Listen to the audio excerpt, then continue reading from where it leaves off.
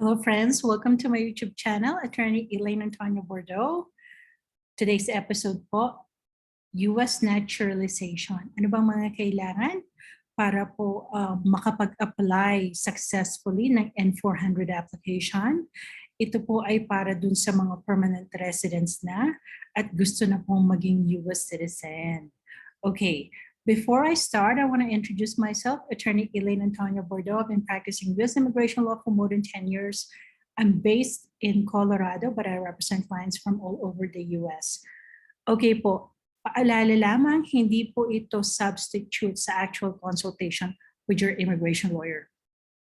Okay, all right. So ano ba ang naturalization process? Process siya of acquiring U.S. citizenship ng isang permanent resident after meeting the requirements established by Congress. Meron pang tinatawag na acquisition of citizenship, yung may mga magulang na US citizens, hindi po natin yan pag-uusapan ngayon. Pag-usapan natin yung mga permanent residents na magpa-file po ng N400 application. Okay? Alright. Ano po ang mga requirements for N400 naturalization? Okay? Number one, yung edad, dapat 18 years of age or older at the time of filing the application, must be a lawful permanent resident. Continuous permanent residence is required for 5 years, at least 5 years. Pero kung married naman sa US citizen, and that's the way you got your permanent residence, 3 years lamang. Okay. Physical presence, at least 30 months for 5 years and 18 months for 3 years. So yung actual physical presence mo dapat po at least 30 months. Okay, kung ang requirement mo ay 5 years. Pero kung kasal ka naman sa US citizen, ay 18 months lamang. Okay? At finally, napaka-importante, you have to show na nakatira ka dun sa state na yon or USCIS district for at least 3 months before you filed your N400 application. Okay? So yan ang general requirements. Alright, so ang cost ng filing, 640 plus 85, nagbabago po yan, pero yan po ang presyo ngayon. Ito, ano ba yung mga test? Naku, maraming ayaw mag-file dahil nai-intimidate sa test. Okay, wag po kayo ma-intimidate kasi hindi naman ganun kahirap. May dalawang test, civics test and English test. Okay? Doon sa civics test, iti-test ka sa knowledge mo ng US history and government. Kailangan mo mag-review. And there's so many resources available naman. Online, sa YouTube, may mga classes din yan. Pero kailangan mo talagang magbigay ng panahon. And I'm going to share with you yung trick, yung fastest and easiest way to review. Okay? So dun sa civics test, may dalawang klase po yan. 2020 tsaka yung 2008. Ngayon, since September 1 na ngayon, 2020, so you filed your N400 after March 1, 2021, 2008 civics test na. Ba't ba nangyari doon? Kasi during Trump time, ay in-increase nila yung requirements sa civics test. So nagkaroon ng 2020 civics test na mas marami siya versus the 2008 civics test. So yung criteria nila ay tumaas during the Trump era. But when President Biden came to power, ni-revert naman nila ito sa 2008 civics test. Okay, so ano ang difference ng dalawa?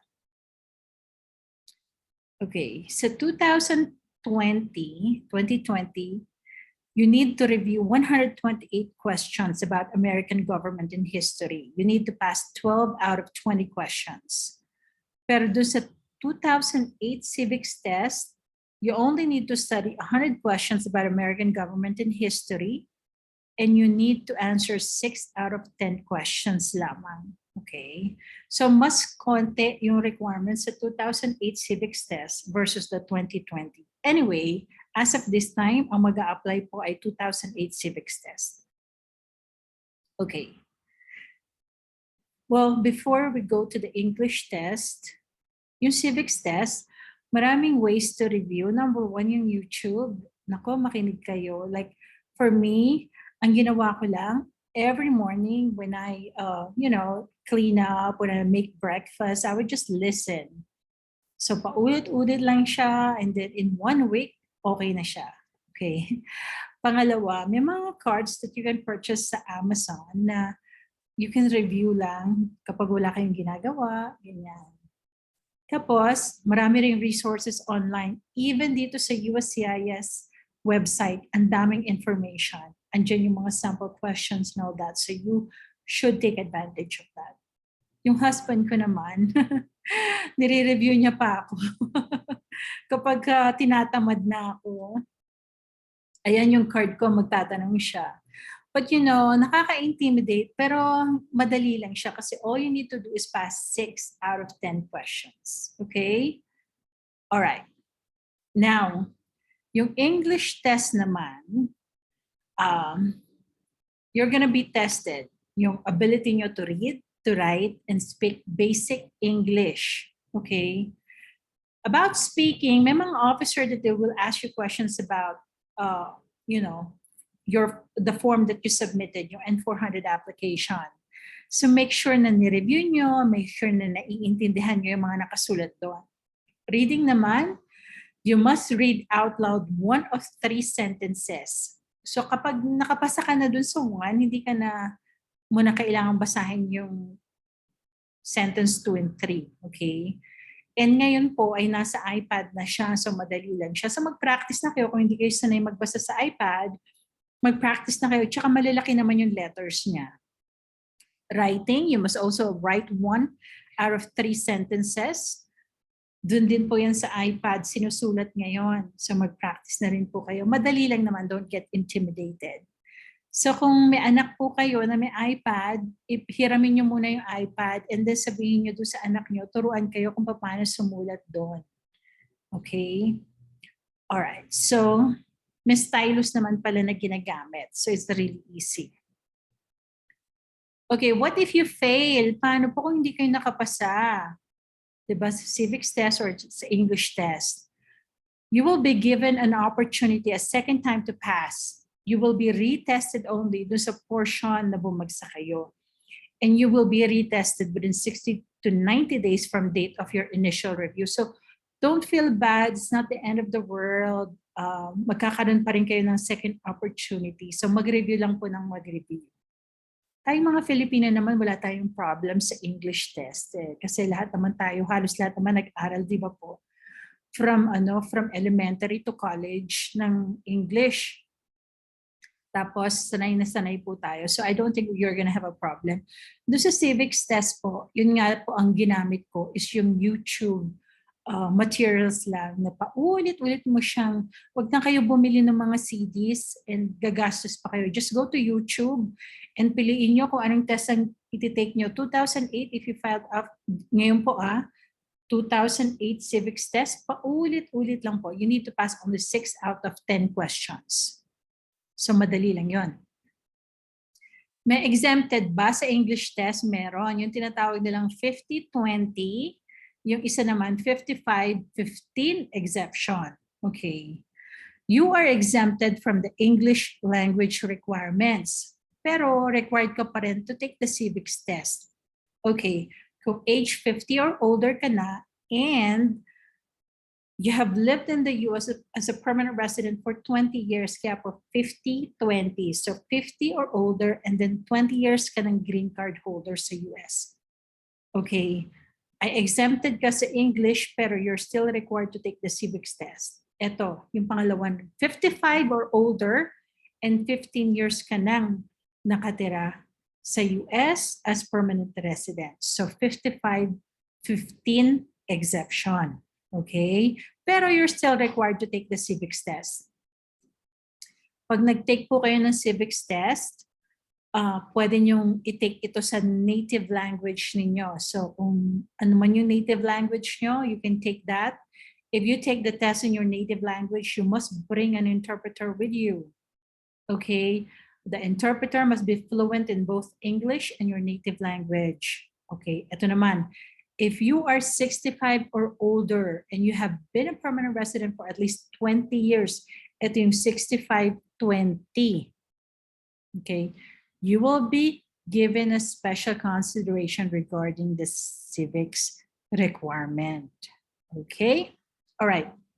Isa pang tanong, selective service registration. Ito po yung para sa mga kalalakihan between the ages of 18 and 26 na naging permanent resident. Required po kayo magparehistro sa selective service registration. Okay? Ang registration po ay www.sss.gov. If you are 26 or older but under the age of 31, you must provide proof that you registered with the selective service when required to do so. Ito yung isa sa mga requirements po ito sa naturalization. If you were required but you did not, ito hindi ka nagparehistro, you must bring to your interview both a written statement explaining why you did not register and a letter from the selective service system indicating your status. Okay, so ang selective service registration requirement between the ages of 18 to 26. Okay, pero kung 26 ka na and older, under the age of 31, so 26 to 30, kailangan pong when you file your N400 application, you must provide proof that you registered. Okay, kung hindi ka naman nagrehistro, written explanation of why you did not register, tsaka letter from the selective service system indicating your status. Alright, klaro po yan, ano? Okay. Medical disability exception naman, ito po yung exception, hindi lamang sa English test, pati na rin sa civics test. Okay, if you're not able to comply with this requirement because of your physical or developmental disability or mental impairment, ay may tinatawag pong medical disability exception. Mayroon pong form na pipirmahan ang iyong doktor. Ang doktor po nyo dapat licensed doctor or psychologist. Okay? Ayan po. Mga issues na po pwedeng makaapekto sa inyong naturalization application kung nagkaroon kayo ng re-entry. Yan. I advise na makipag-usap po kayo sa lawyer, sa immigration lawyer, kung kayo po ay may mga issues na ganito. Okay? Itong presentation na ito will not satisfy kasi po kung meron kang issue na katulad nito sa mga babanggitin ko, maaari po kayong of course, magkaroon ng denial yung application nyo. Yung iba po ay nalalagay pa sa removal process. So it's important that you speak with an immigration lawyer. Yung may mga re-entry, yung may absence for 6 months or more, yung may absence for 1 year or more sa US, may mga criminal arrests, convictions, domestic violence, drug cases, mga crimes involving moral turpitude, yung mga paulit-ulit na krimen na minor offenses. Pero paulit-ulit na siya ha, more than one na. Or any criminal case, ang suggestion ko makipag-usap po kayo sa lawyer. Kasi sa immigration lawyer. Kasi po, kung ma-deny ang N400 nyo at maaari kayong, kung ma-qualify yung crime na yun, baka po removal or deportation ang kabagsakan. So it's better kapag may mga ganitong sitwasyon ay makipag-usap po kayo sa immigration lawyer. Kung nagkaroon ng divorce, ayan, paborito yan ng mga immigration officer dun sa mga nakakuha ng kanilang permanent residence sa pamamagitan ng marriage. Tinitignan pa nila yung validity ng divorce ninyo. Eligibility issues na binanggit ko po kanina. I advise you that you speak with an immigration lawyer. Okay po? To schedule a consultation with me, eb@eboardlaw.com. Text me 713-315-7793. Till next time po, mag-like and subscribe po kayo kung hindi pa po kayo nakapag-subscribe. And please share this to your friends. Thank you so much po. Thank you for helping me grow my channel. Salamat po. Till next time.